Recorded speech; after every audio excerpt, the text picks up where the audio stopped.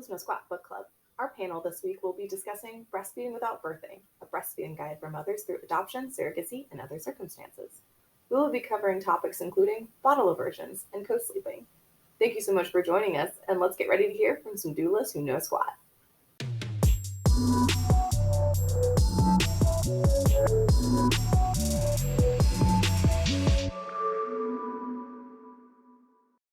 Did you have any of them that stood out to you, or like people that you've worked with to help with that before? Not personally that I can think of. I know of someone right now, like the babies can follow it first, but was breastfeeding, so they're not too worried about it. But bottle aversion can be tricky. Yeah, it's So just that's like way harder. It's very stressful. At the very least, it's like feeling like you can't be away from the baby if they're having if they refuse the bottle. Mm-hmm. My niece is like that too. She's like caught with a blue monster. Loves to breastfeed. But she's a year now, so she's okay. But I babysat her, and they usually do feeding before bed. And I tried to do it. She was so mad. She was so mad at me. She was like, "Get this thing away from me! How dare you!"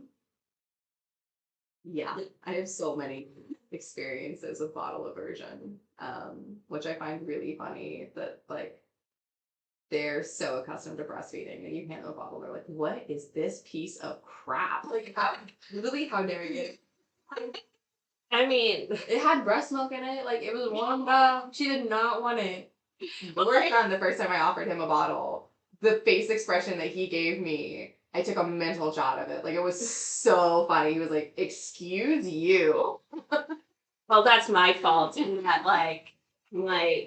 I mean, being home with them all the time, we did not properly keep the bottle limitations. No. And then I be bottle feeding this baby, and he literally went. I'm like, no way. "Excuse you, absolutely not." She was big mad, and then tried to put her to bed, and she's like screaming. I'm like, oh no, like first time babysitting. Oh man, that's so fun. But like they say, like let them cry for 10 minutes, come back. I can't do it. It's impossible. My brain doesn't let me. It was like, you know why your brain doesn't let you? Because that's stupid. But like, it goes against our. It didn't happen. And like my sister-in-law, this is like my brother told me. He was like, just do this and then it'll be funny. And I was like, okay. But like my sister-in-law doesn't even let her. No, never let me scream. There's so many different ways that you can train.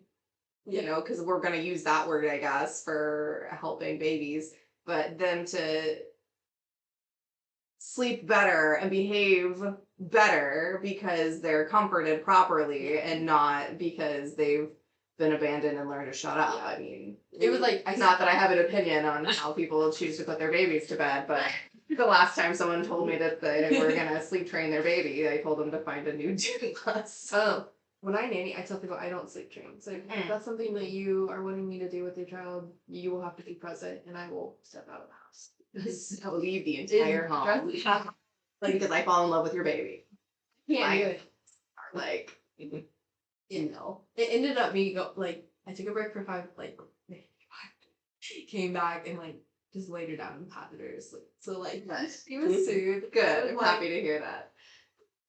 I'm so sorry I made you so mad with this bottle. As far as tips and tricks go, if I have a baby with a bottle aversion, holding them in the same positions that they're used to being breastfed in can be helpful. Yeah. And I am such a huge proponent of having a burp cloth or a baby blanket or something that smells like mom's boob sweat. Yeah. Mm-hmm. And you just take that and you put it on you, and then you hold them as if they're breastfeeding, and you hide that bottle as best you can. And I always make sure to wear something where they're gonna have skin-to-skin contact with my arm, because obviously I'm not stripping down. It's not gonna be appropriate as a postpartum doula. But if you can strip you and baby down for as much skin to skin as possible, if you are mom, or if you're someone that they are very close to, if you're, you know, partner, you know, or like just someone that would be okay to strip down, then that's going to be helpful as well. And feeding them in the bath can help quite a bit, and bouncing. So you get on a ball and hold them as if they're being breastfed and gentle bounce, and you bounce the bottle with it. And I don't know what it is about that. It's been explained to me. I think you and Dr. Lauren of pediatrics both have explained it. I mean, it doesn't say bouncing specifically. It talks about movement. Yeah. So swaying, bouncing. I That's that way better sway, in my opinion. Okay. I don't like. I can only bounce with the baby for so long before I'm like, okay, I gotta chill. Have I introduced you to our Doulas No Squat Lifting Club? It meets right before book club. You can 2 hours earlier, and trust me, that will not be a problem for you much longer. Anyway, that's not the point. The point is, bouncing works. Maybe not. We'll see. The bouncing for me works better than swaying in almost every situation when it comes to baby care. Putting them to sleep, helping them to calm down, helping to get gas out even. It's one of the reasons that I dislike snooze so much, because snooze are all sway. They're all sway, no bounce. Most babies in most situations are going to calm down better, are going to be more pliable, like they're more amiable toward whatever you're offering them as far as like breast, bottle, time to go to bed, whatever, if they're being gently bounced. Honestly, I like to combine the two. So, but if I have to pick one, if I have to pick one, then I'm gonna bounce. You know, if I'm talking about like having baby like this, right? Yeah. Show the baby's face. There's an actual face on this baby doll. Its mouth is open, which is good for breastfeeding demonstrations. Anyway. What I use. So if we're like bouncing like this to get gas out, right? Then you shake the booty and you bounce and you shake the booty and the baby's completely out of gas. And then you can transfer them this way. And then we're bouncing, but we're not wanting to introduce the bottle this way because they're used to being breastfed and the belly is up. You're doing it. So you turn in this direction and then I can take this bottle and hide it. Yeah. That's going to work way better than. Or even. In my opinion. That's my go-to. Football is great. I like doing that. One of the really positive things about football feeding is it's easier for me to pace feed in a football. Yeah, it's like you have much more control over the bottle this way than trying to hide it in there. It's hidden. If we've got a highly visual baby. Oh, where's a blanket? So many blankets. I'm a cold person. Oh my gosh. So, like, or this could be a mom's blanket that she's just left on. We've got a blanket that smells like mom. And we've got a hidden bottle. Maybe. And we'll just pretend that you're not wearing a sweatshirt. For skin to skin, no, not in here. Yep. And the baby is not a dinosaur. And very clothing. It is actually much larger than that majority of the time. Your baby is the size they are not home with you. Yeah. That's not the point. This is easy to manipulate to then show people. And the main point of this baby is to show the mouth being open. All right. Use what I have, okay? Okay. As far as bottle refusal, also, I mean, sometimes the bottle, like you you really want them to have some comfort with the bottle, but like also sometimes you can manipulate the situation so they don't have to use the bottle. I always like when people are really frustrated with trying to get their baby to use the bottle. I like to let them know that the volume of milk they get matters most what they get over a 24-hour period. It does not have to all happen during daytime hours. They can compensate overnight and in the evenings when they're together, especially if it's a shorter period of time that they're separated from baby. Yeah, as somebody who's watched many a baby that thinks that bottles are the absolute bane of their existence, I can definitely attest to like then mom gets home and then baby finally eats. But do what you can in the meantime. Yeah, and like just enough to take the edge off. But don't make their aversion to the bottle worse by forcing it. Oh, yeah, definitely. Oh, another trick that's actually works the same for pacifiers is when they're latched, when they start to let go to yell at you because they don't want to be using the bottle, which is what they do. Then as soon as they start to loosen their grip to yell, you start to pull it out and they instinctually latch back, which causes milk to come out. And then they have to swallow that before they can yell at you again. And that's also a positive reinforcement to suck when they're getting milk. And so I have found that works as well. And it's really, really important to pace feed properly with a baby that is normally breastfed. Or they choke. It's coming out so fast and they're used to it. I mean, but good point. Like you should always use the slowest flow nipple also. Yeah, there's no reason to ever go up from the slowest flow ever. Yeah. This baby's jaw is going to be getting stronger and they'll be able to pull it out faster on their own. They don't need a bigger hole. Or more holes.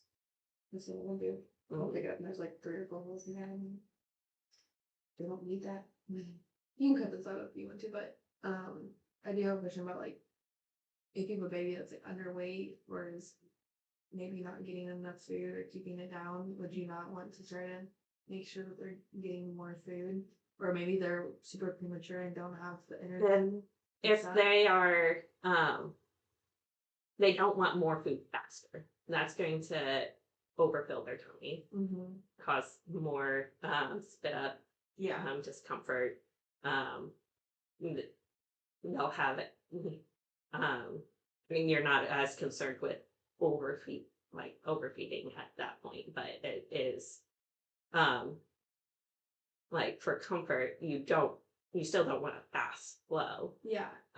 And those little babies that don't have like a good suck, they are going to kind of need slower flow more because they're probably not going to have as organized a suck either. So like being able to control that the milk is actually being swallowed and not aspirated becomes a concern if they are not like if they don't have like a strong tongue. You can do things to kind of like to still get more milk into them. You can kind of manipulate the expressed milk to like try and get the like fattier milk towards the end of a pumping session, like kind of start a pumping session if it's that really thin milk discarded and just get the fattier milk at the end of the pumping, or do a lot of massage and stuff to just like make sure that they're getting that extra as much fat as they can. Though it is shown that the overall calorie, like how much calories they get, matters more about the volume of milk that they're getting rather than for the milk versus high milk. You're going to want to feed them more frequently. You're going to want to, if they are at the breast, just getting more overall volume is really where you're going to be aiming. If they're at the breast, you can use switch feeding, which causes more letdowns. And what that means is like you nurse them on one side for a couple minutes, get a letdown, and basically as soon as their sex starts slowing, you switch them to the other side. You get a letdown, then you switch them again. Then you do that every 3 minutes during the feeding, and that's shown to get them more volume during a feed. Gotcha. And and just feeding them more frequently. My cousin has the baby that just got out of the NICU. They told her, and I didn't say anything because I didn't have any advice to give her, obviously. But they told her at the hospital she was like using more. It's formula, but using more powder than is recommended on the thing. And they were like, I think they're trying to get baby out of the NICU because so they were essentially what they were giving her was super way more dense. Than their weight up. There's additives that they can put in there. Yeah, for NICU. But then whenever she got home, baby was spitting up a lot, and so she I'm going to cut this fat because it's not staying in her stomach anymore. But she didn't gain weight on the chart that's recommended for a premature. She wasn't gaining weight the way she was supposed to. And so the doctor was like, we're just making a new chart because as long as baby's getting some food at this point, because they really don't know what's going on. Baby was super premature, mom was on drugs, and there's very obviously something neurological going on as well. But I think that's they just don't know, so they're just trying to get food in her so that she'll grow. But when I met her, it was around what her due date time would have been. And she was still really, and not really, she's not super responsive. Really. But that's obviously a very, different situation. Well, but that's what we're talking about. Yeah. Is, different situations. That's kind of the point of this book, is that we're supposed to be talking about the people that you help, and, we're going to talk about generalities as well, but the niche specifics, that's what we're supposed to be talking about here. Yeah. And obviously that situation would be way outside of my scope. I wouldn't, that would be definitely something that I refer to somebody much higher than me. Yeah, I didn't have anything to say to her. I was just right. And she was asking me she's spitting up, do you think that's not right? And I'm it's not great. With premature babies, they're more likely to spit up just in general. They're not developed enough to really control that. But I mean, the concern is whenever it's a large amount of spit up where it's they're not actually keeping the milk in to be able to, or formula, whatever it is, to be able to get the nutrition that they needed to grow. And then that's kind of whenever you start, if it's a large amount, you start looking at you may start looking at reflex, or you may start, you might see a chiropractor, because regulating the nervous system can help with the excessive spit up. But feeding position, how fast the baby's being fed, how much air is being swallowed when baby's eating, how long is baby sitting up after feedings. A baby like that, I would highly recommend kangaroo care. Constant she's kangaroo always on care. Yeah. And then and is it possible that your sister would be interested in lactating and being able to give the baby breast milk? Because that's, I don't think it's too far out of the realm of possibility. Baby is I think 8 weeks at this point. this might be a book that you just share with her. I might. I mean, I'm gonna talk to her about it for sure. But it it was like a very like surprise, like 24 hours. Drive up to Kansas City from Springfield and get this baby. So she was not like prepared by any means, but I don't see this as something like out of the realm of possibilities that she'd be interested in. Because sometimes breast milk can make all the change in the world when it comes to gaining weight. And we don't even know what all is. I think Springfield has a good milk bank too. So I might ask her if she's looked into that. She has 4 older kids, so it's not there's no known possibilities, but it's also it's possibility. So nothing's set in stone. Right. But I don't know. Yes. It's those situations that you're like We're discussing last week. yeah, for sure. So And you're living it out. I met that baby whenever I left here last. Really? So actually she's 10 weeks then, because I think she was 6. And it was like I think she was 6 or 7 weeks early. Yeah. And like born at a hospital that doesn't have no baby. Well, it sounds like this could Yeah. It was very good timing. I love when the Lord sends us tools that we need right when we need them, you know? Yes. Yeah. Yeah. Well, cool. You'll have to let us know how that conversation goes. Yeah, for sure. Now everyone's like thinking what would happen. What's next, leader? Next, chapter 6 is remember. And this is like the attachment tools for latching and attaching. So it's very much some of the stuff that we've already talked about, but all of these tools in here can be used for like either the breastfeeding parent or their partner to as a way of attaching to baby. Yeah, really anybody could do those. Yeah. If anybody, siblings can do all of these things. But what are some of the these are good examples for the non-lactating parent who like wants to feel close to baby but doesn't get to breastfeed. What are your favorite tips for giving the non-lactating parent for ways to bond with baby? I have a flyer. Yes, I know.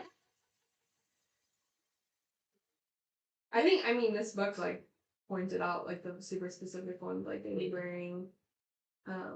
We talked last time about like doing things before and after feeding, so they are still involved. I feel like a lot of dads do bedtime routine, and I think that's nice, especially because mom is probably like out of that point, Touched out. Yeah. Myself. Yeah. Having partner be in charge of the diaper changes too. One thing that I liked whenever I was breastfeeding my oldest child was we always had the routine because like his feedings took so long because he'd like fall asleep. So like whenever he'd finish with one side, I handed him off, and I would change his diaper and get him nice and awake again to finish the feeding on the other side. That's perfect. That is really perfect. So, just any kind of like the rituals are all very good bonding activity. Yeah, I think that's one of the things that is so appealing about being the one to feed the baby is that it's a ritual that it's going to be happening consistently that releases a lot of oxytocin. So anything that falls under those categories, which is a lot of things because baby can't do anything to take care of themselves, then that's really helpful and causes a lot of bonding. So yeah. Going on walks, singing songs, doing dancing. Yeah. And then I'm facing the babies. I had this birth a few months ago where dad was from another country originally. He had this very thick, deep accent from North Africa. And he sang while his wife was in labor. Oh my god. And then sang over the baby. And I was just like, And you just know that. I'm like a sob mess trying not to ruin the moment, you know, just like a sob in the corner. And you know that baby had probably been hearing him sing like the entire time. Oh yeah. Mm. It was my so God. obvious that like baby knew that voice. Calmed the baby right down. Right? Everybody was just listening. I was just like, Oh my gosh. Yeah. Nothing hits me more than whenever like baby's like just born and like gets to meet a sibling for the first time. Best friend for the first time, and they like fully turn their head because they're like, "Oh, I know you." Switching the cry. And like the little siblings are like me, and I'm like,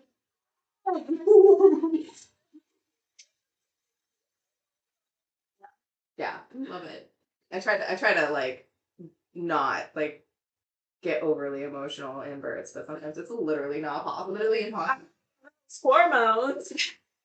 How can you not? Yeah. For real. Oh my god. When I It's like physiologically impossible. when I had was going to births with my mentor, I was like behind the bed, you know, kind of trying to stay out of the way because there's a lot of people in the room, and they had 2 doulas, so it was like, oh my gosh. But like my not my first birth, but it was the second one. I was just like back there crying, and my doula mentor was like, "You, like, what are you doing?" And I'm like, "I'm hiding. Nobody look at me right now." The very first baby born into our family, my youngest sister cried so hard that her whole face turned red, and she was just like sobbing. And she's like, "I can't stop. I'm so sorry." You must have And now I'm like, too. normal, but at the time I was like, Yeah. I hope she watches this. She's gonna be like, thanks. It was really funny. No, it was beautiful. And like, I think I'm a pathetic crier too, because like if like mom's mom starts crying, I'm crying. I'm like your mom's making me cry. Make her stop. Oh, right, and co-sleeping. that was my next topic. No, go for it. Huge fan of co-sleeping. It's actually why I no longer like Happiest Baby on the Block. Glaring at it on my bookshelf. I had never actually finished it because it gets so repetitive. And the second half is anti-co-sleeping. Oh. Which makes sense because he's the inventor of my arch nemesis, the snoo. Oh. That's funny. I hate snoos, okay? They're the freaking worst. The ministry has no opinion on snooze. So funny. I will use one. I am currently using one for one of my families. They forced me to use this baby torture device. Doula torture device. Seen someone use them successfully. I know. Yeah, because they'll families have had them and they don't work. Right. And they spent all this money on something that like doesn't work. Right. Okay. You could just hold. Is it working for this baby? That Mm-hmm. it is. Yeah, I'm using it. Gotcha. It's great. She sounds so sincere. Yeah. I think like if you inherit one and you want to try it, or you know, Go for it. Don't listen to me. It's fine. That's how you want to spend your money and your time. it is very expensive. Life. Yeah. The things that you could buy that actually work. Sorry. Anyway. And then go to sleep with your baby. And that'll work. Yeah. Co-sleep safely. Yeah, obviously. There is literally, so the guest room in my house is literally set up for co-sleeping. Yeah. It is a hard mattress that is on the floor. Because people who have babies Yeah. come over here and spend the night, not just you, but you're in here. Yeah. Or like their baby needs to nap or something. Yeah. And so I'm set up for safe co-sleeping in my house, even though I don't have babies that need to be safe and post-loved anymore. Then my children decide to sleep in my bed, as they still do, randomly. Because my bedroom is a safe space for them, as it should be. Yeah. They're fine. Yeah. They can build bills and blankets if they want. But yeah, I mean, there is so many positive aspects and very bonding aspects to co-sleeping if we're talking about the breastfeeding perspective. You're way more likely to be successful at breastfeeding if you're co-sleeping, because it's just easier to do with baby in the room with you. Yeah. I was like, I'm a big proponent for co-sleeping whenever you're experiencing breast refusal, because the baby is more likely to just like do an instinctive latch whenever they're half asleep. Yeah. So you're way more likely to have success in latching overnight than like daytime hours. So keeping that baby close, where especially where in a place where they don't have to completely wake up. Like if you're picking them up out of the crib, they're much more likely to be completely awake and then mad and not want to latch. Right. And if you're sleeping bare breasted, that's another way to help baby not see your breasts as a negative thing. They're like fun, warm, smell good, and you cuddle them to go to sleep. They're wonderful pillows. Exactly. Yeah. I particularly like sleeping bare breasted also is like a great way for you to get more sleep, because I know for me, like if the breasts are available, I don't even have to wake up to feed the baby anymore. They just like wiggle over, latch on, and I'm like, I'm sure that they fed during the night because my boobs don't hurt this morning. Exactly. But I don't remember it. My husband did not like co-sleeping, and so he had a rule that when my children turned 6 months old, they had to transition into their own sleeping space. And when I tell you that my sleep quality plummeted at that 6-month mark both times, I mean, I was a literal zombie. And then as soon as my husband left the house to go to work, that baby came to bed with me and we napped, because it's just so much easier. And you don't spend a bunch of time in the middle of the night putting your baby to sleep, which is frustrating for you and frustrating for them. Yeah. You cuddle with them in the bed. You go to sleep. I find that whenever I don't have a baby in bed with me, I can't sleep because I don't have anyone to cuddle. I'm happy about this. It means you're going to continue having babies for forever, which is something I need in my life since I don't get to have anymore. I have a rule in my household that that the children can leave the bed as soon as my husband is willing to take care of all overnight care.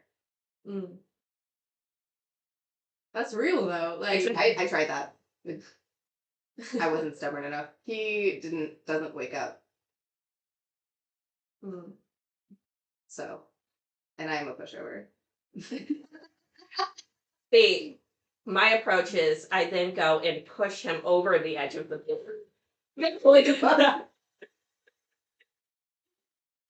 Oh my god. Let's see. Are you doing that? Oh my gosh. See, my sister has done that to her husband, but she does it in her sleep. And it's because she's protective over the baby that they're co-sleeping with. And so if at any point, somehow during the night, the baby ends up between her and her husband, which is not safe co-sleeping, she instinctually knows in her sleep that the baby's not in a safe place anymore, and she shoves her husband off the bed instead of moving the baby. But she's like, she does it. So like, he'll be staying the night at her house, and you'll just hear thud. And you're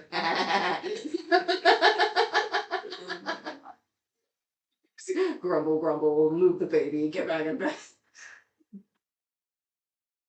She's like, not safe anymore, shove. Oh my gosh. I love the instincts of mother.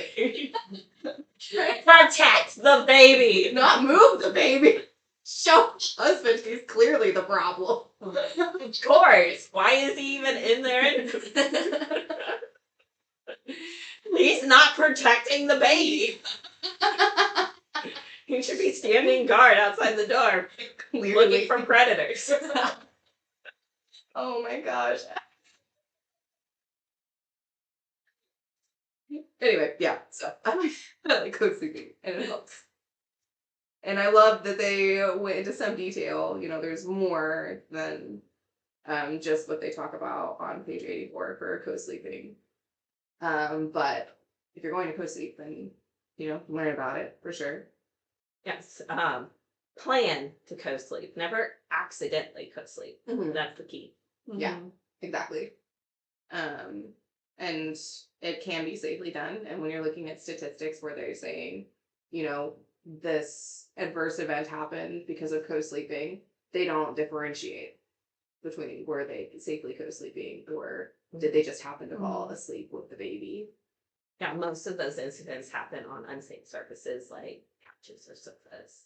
Yeah, most of them. And you're generally looking at parents that are, you know, smoking and then sleeping on the bed, and then those carcinogens are getting into the same sleeping surface that the baby's been sleeping on. So obviously that's not going to work out, and they don't take that into consideration at all. Or one of the parents was drinking or took something to put themselves to sleep. I mean, they're not safe co-sleeping, and then adverse reactions happen. And the studies don't differentiate between those, which is infuriating to me. But then studies that study safe co-sleeping specifically find that it is the best way. Everybody gets the best sleep. If you actually do it properly and you actually read those, then you learn that Happiest Baby on the Block is a bunch of crap. The second half of it, and you might as well only read the first half, and the second half can just... Yeah. It's not worth finishing. Because all of the good information in the first chapter. And then you're done. After that, it is literally the same point over and over again. See, and this just saved you a bunch of time. Read one chapter. You're welcome.